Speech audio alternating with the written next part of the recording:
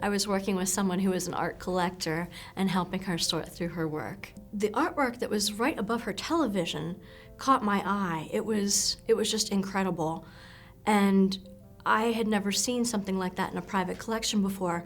And I just blurted out, I was like, is that an Asmat sculpture from Papua New Guinea? And suddenly she was bedridden and she turned in her bed and she said, why, yes. I was there on a diving expedition. And my jaw just dropped because I had gone to New York and I said, oh, I just saw the Rockefeller collection at the Met. And from that moment on, we bonded.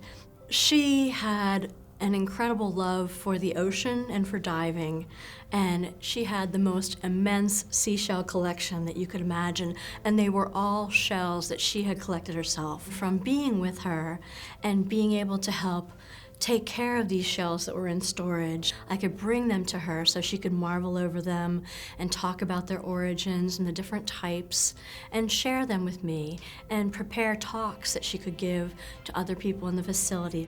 It was amazing how humble she was, because she would have all these magnificent stories and tales. She would kind of think nothing of it or be like, oh, you're gonna get bored with my stories. I'm like, are you kidding me? You're just a wealth of knowledge and history. It seemed like she didn't realize how special she was. When I got the call to come see her and she really was about to pass, I was not quite prepared, and just sitting with her at first with a colleague from the option group, I was holding her hand and just crying.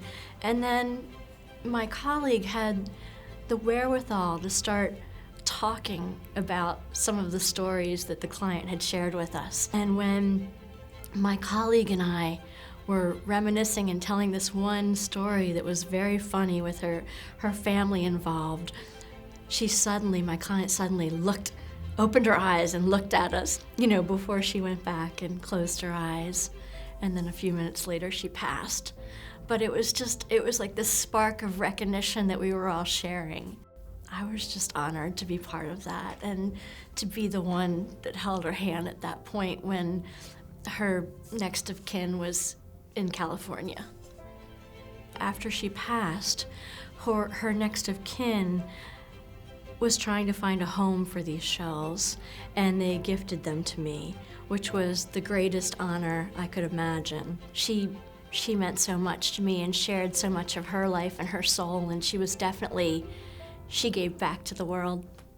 We're really dedicated to the people that we're with, that it's something that we're taking personally when we're working with someone, that we're very invested and devoted. And that's what I really appreciate, that this is something that goes into your heart, and it's not a superficial thing. It touches you and stays with you.